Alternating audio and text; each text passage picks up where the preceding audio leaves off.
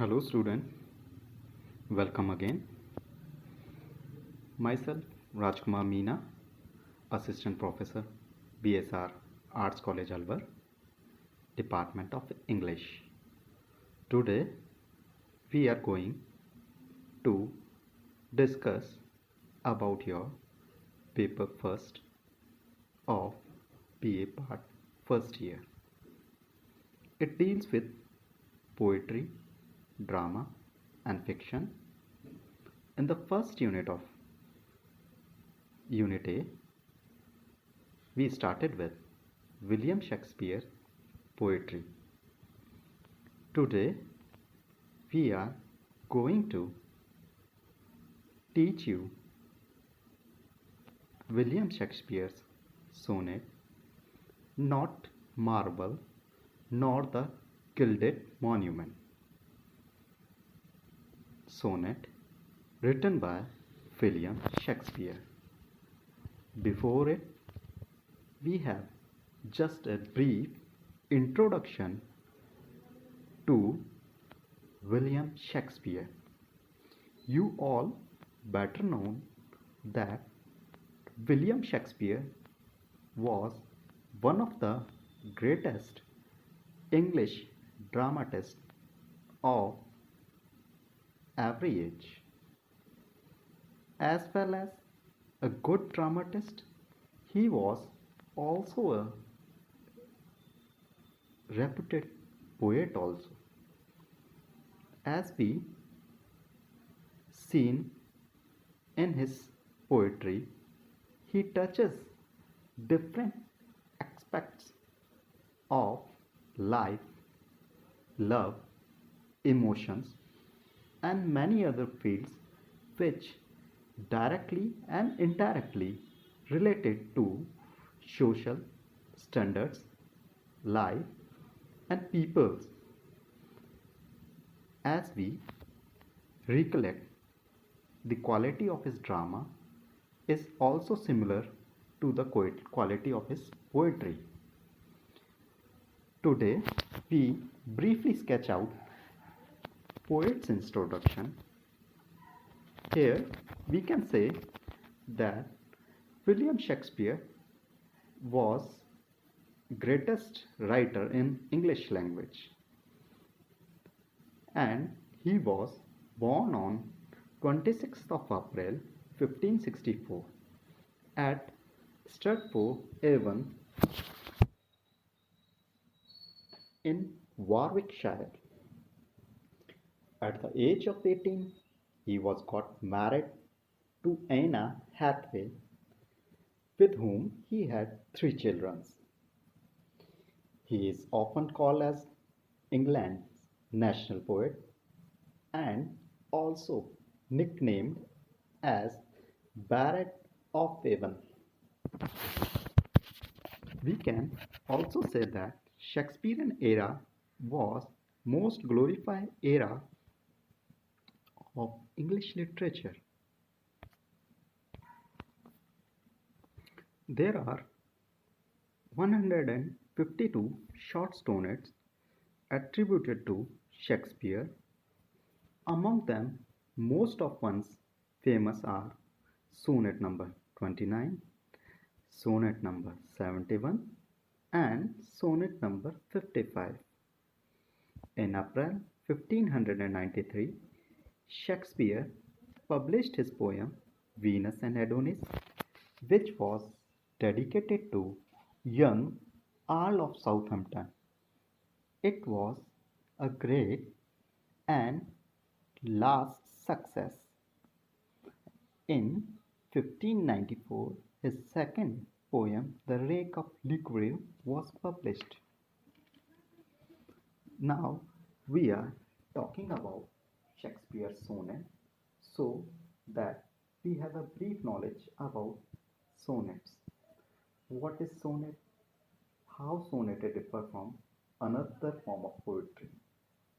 The term sonnet comes to England from Italy. Etymologically, sonetto is a little poem which instrumental accomplishment We can say that sonnet is a lyrical poem of 14 lines having a specific rhyming scheme. Okay, here we can classify sonnets in two types. First one, the Petrarchan type of sonnet or Miltonic sonnet. Second one is English sonnet or Shakespearean sonnet. Petrarch was the first who starts write sonnet in Italy. It were Walt and Surrey who brought the sonnets into England. The some qualities of Petrarchan sonnets are: the Petrarchan sonnet was a poem of 14 lines divided into two parts.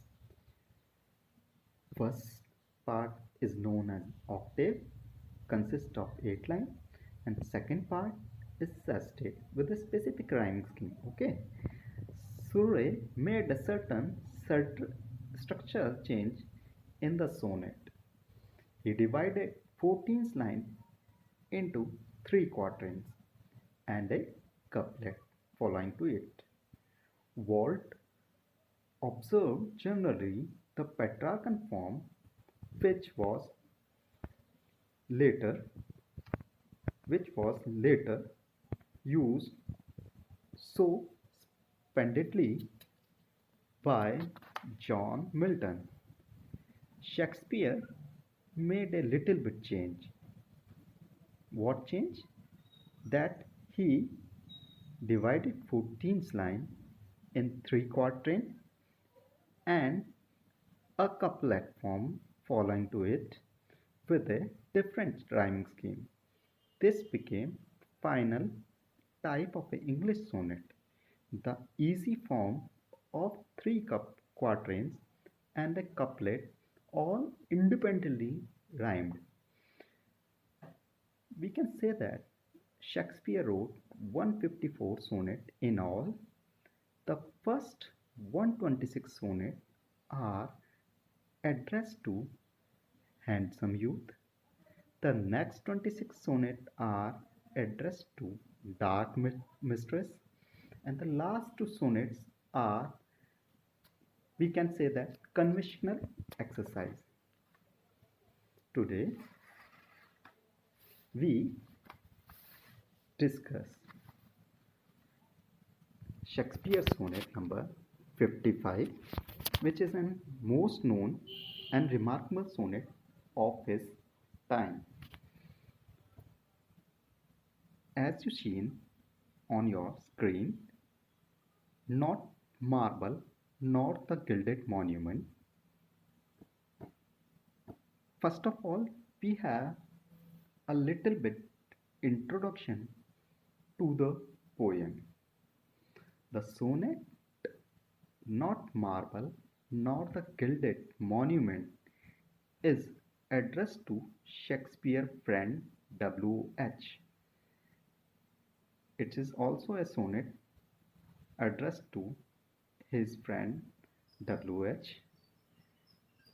In this sonnet, poet highly remarked that nothing in this world is immortal, nor the buildings made of white marbles, nor the gilded statues or monuments of great princes are everlasting. All of them will be ruined by the cruel hands of the time. Out the verses of the poet are immortal. As long as the civilization survives, the poet's verse shall live in the world. Though these words, the poet friend will live forever and will not be victim of decay. When the building and the monuments will be destroyed by war, the memory of poet's friend will be survived in immortal verse. It will neither be destroyed, nor be sword, or nor be fired. The memory of his friend will be transformed from one generation to other till the day of judgment. In a couplet, he also suggests the day of judgment. It's a mythological point, judgment day. As we compare to the Hindus' religion, Pralay ka din is similar to the judgment day, doomsday. We can say that doomsday, when the God will appear and all will be judged by their nature, by their crime, by their fame, and get their judgment sentence. In this sonnet, we noticed that the extraordinary outbursts of confidence in his verse on the part of the poet. Or we can say that this sonnet is called as the living record of your memory. Here, in this poem, the poet emphasizes on the day of judgment. In easy words, we can elaborate the day of judgment as the judgment here refers to the day of judgment as doomsday, the last day when God will judge all men. This is the Christian belief as mentioned in the Bible. The poem is addressed to Shakespeare's friend. The poet says that in this world nothing is immortal, everything decay and vanish in the course of time. However, the poet's friend will become immortal through his poetry. We can say that with the words, poet is going to immortalize his friend by the pious mean of poetry. Shakespeare paid a rich tribute to immortality and everlasting nature of poetry. He highly emphasized on the everlasting nature of poetry that never going to be decay and remains for generations to generation forever. In this sonnet, not marble nor the gilded monument, he claimed that poetry survives onslaughts of time and man proves to be true in his own case. Another thing that poet implies in his sonnet is that immortality of man who finds a place in great poetry, while all the mortal things will vanish in the course of time, and his friend will survive in the people's memory through his poetry. Generations after generation will enjoy the poet's composition. Generation after generation will enjoy the poet's composition and remember his friend who find a proud place on this as well as sonnet.